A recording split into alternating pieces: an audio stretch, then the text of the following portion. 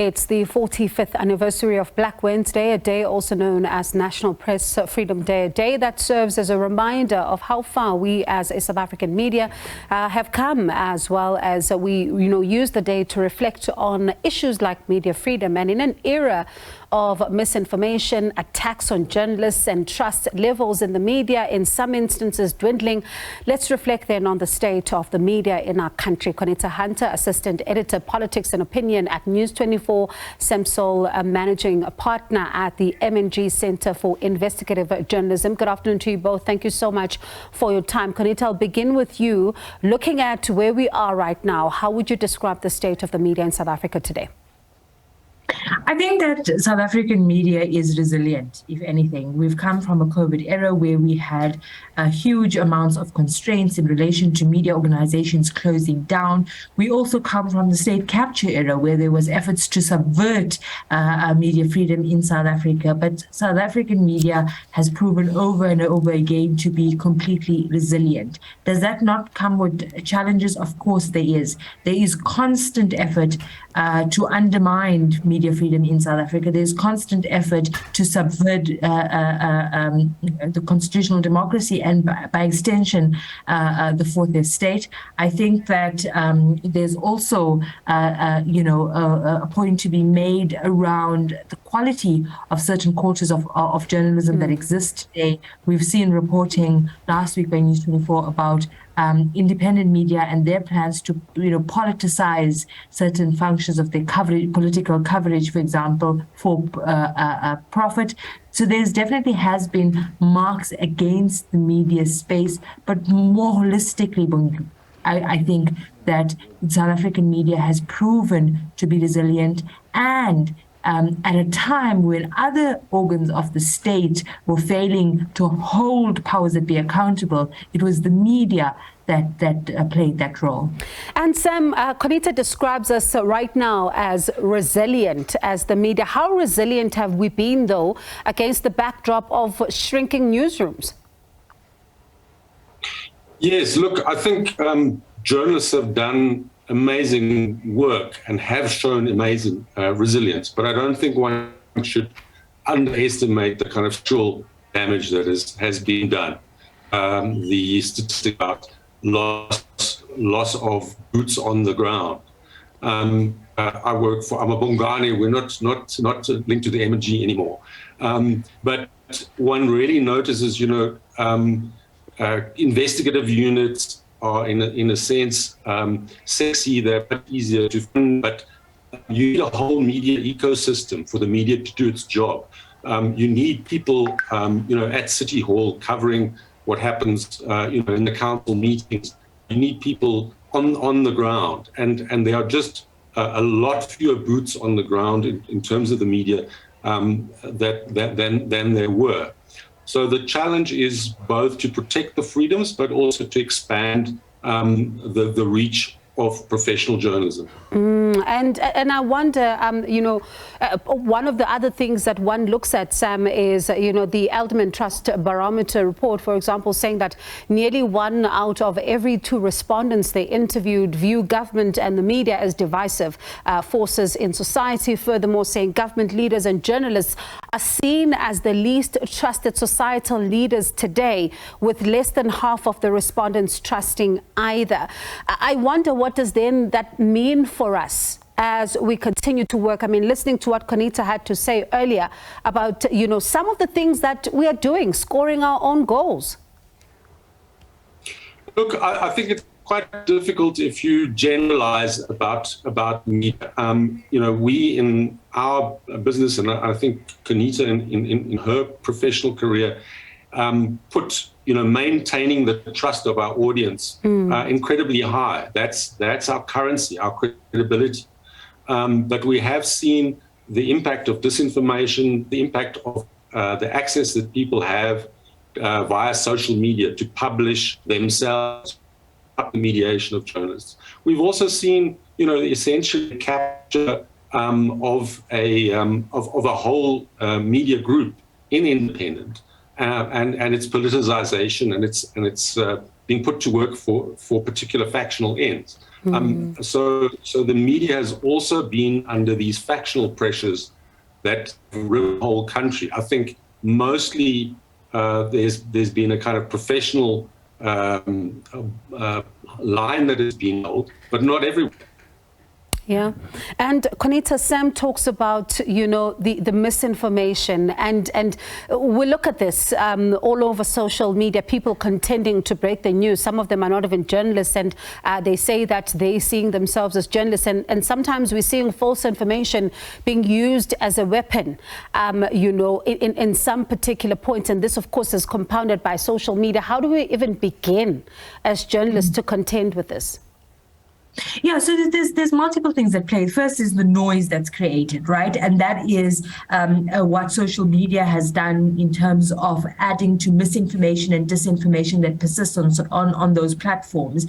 And I think as media, our currency, therefore, is trust, because there's information everywhere. But we as media organizations have to say to our audiences that the reason why you need to come to us, why you need to watch the SABC, why you need to read News 24 or read a piece from Bongane is because this is trusted journalism based on ethical guidelines such as the press code. Now, there's a growing phenomenon, what's called news avoidance, and that is the consequence of so much of information, information overload, and people are tapping out of the news system. And that, for me, is very problematic for democracy. It is equated to voter apathy, for example, where people just don't show up to vote. If we have enough people sort of just tapping out of the news, you're going to have a lack of demand, or you're not going to have enough people holding the powers that be accountable. Because we as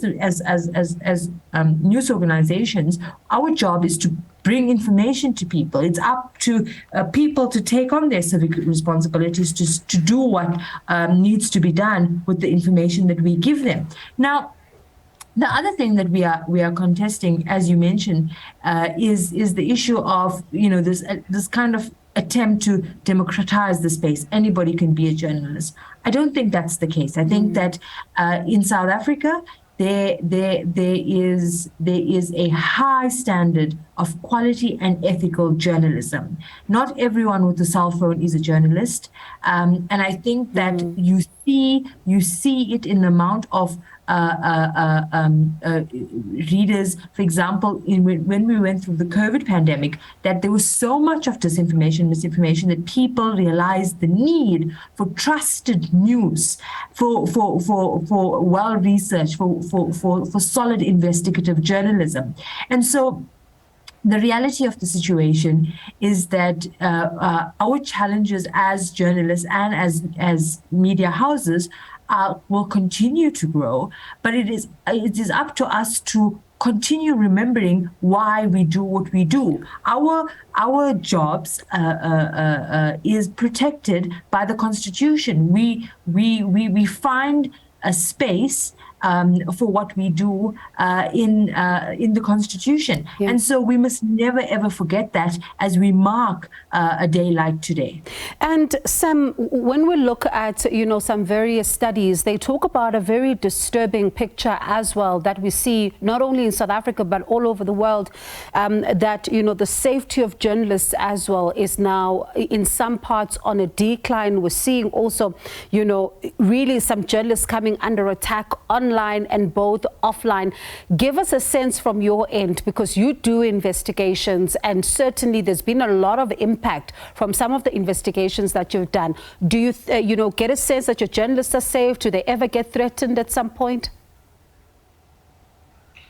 Look, there have been threats from time to time. I think up to now in Africa, there's been reasonable kind of respect for the role that journalists play.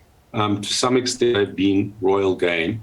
But that has started to change here, like in other parts of the world, with the rise of kind of populist styles of leadership, where the media generally portrayed as the enemy. We've had examples here as well, where specific journalists and specific news organizations have been targeted by political formations. Media organizations that have been banned from attending EFF press conferences and that kind of thing. So those sort of sentiments are filtered down to ordinary people, and there have been occasions where journalists have been attacked here. So we want to roll that back if possible. And I mean, when you look at Sam, one of the things that we are seeing, as you say, is that some media houses being banned from attending some press conferences, and you say that it trickles down to, the ground where people sometimes do unthinkable things to journalists. Let's talk about the impact of that on the psyche of journalists who then come under attack from these, some of these ground forces, as some of them call themselves.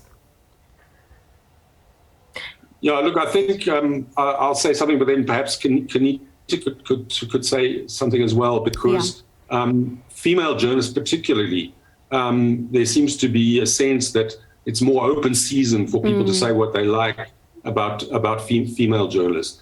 There is a lot of hate that is directed by the supporters of one faction or another faction, and it's really problematic, because we know from experience in terms of xenophobia and so on. It perhaps starts online, but it doesn't stay online. And these things can have real physical, real world consequences. Yeah, and Qaanitah, it really does feel like it's open season, as Sam says, because we are finding ourselves as female journalists more and more, at the receiving end of the criticism. Yeah, it's not like before. You don't need to threaten journalists by going with a gun. You can just attack them in their houses by form of cyber misogyny. You see this targeted online harassment of female journalists. And I make the point, Bungiwe, that social media harassment has a real human price. Yeah. And so we have to have a conversation around the mental health of journalists in the context of media freedom, because mental health in journalism is a media freedom issue. Because when you have sustained trolling, as we've long dismissed it as, which is in fact weaponization of social media, where it is in fact cyber misogyny, unfold in that way, it will have detrimental consequences, and it has detrimental consequences to the mental health of journalists. And the consequence for that on media freedom is you're going to have journalists self-censoring, which is the worst possible thing, out of fear, or just to have that chilling effect, to say ex-journalist is subject to that. I don't want to put myself into that space where distorted pictures of me are on the internet, or people are calling me all sorts of names. And the reality of it is that we cannot no longer dismiss this level of social media harassment, weaponization of social media, and cyber misogyny as just what happens on Twitter. There is real consequences for what we see. And that's why those who employ these tactics do so, because they know the impact that it can have adversely on journalism and on female journalists. And very briefly, before I move to Sam to wrap up this conversation, we're almost out of time. Qaanitah, there's another issue that also arises, some saying that we are calling ourselves commentators when we should be journalists. We need to be drawing the line here and not voice our opinions and all of that. I don't know, how do we begin to even balance this one out? I think, every one of us operate within the press code, and what is opinion is pretty much labeled as such. And I don't think that there is that, nefarious intent of journalists voicing their opinions in a way that violates the press code. It's our job to report on facts and to interpret it and to label opinion as such. Yeah. And I think the issue of around, whether the media can be objective at all it's not a constructive conversation. The real conversation is, are we adhering to objective principles which are set out in the press code? And the answer is most of the time we do. And when we're not, we have a self-regulating mechanism of the ombudsman that is effective in holding those accountable. But again, it's for those who opt in through that process, because there's so many parts of our industry that have tapped out of the press code and the ombud process, and as a result, get away with a lot than they should. Unfortunately, I'm told we're out of time, but let me thank you both for your time this afternoon. Some interesting insights from both of you, and I hope we speak again. Sam, I want us to talk more on investigative journalism when we speak again, but thank you so much for your time. Do appreciate it. That is Qaanitah Hunter, News 24 Politics and Opinions Assistant Editor, as well as Sebso Amapungane, Executive Director.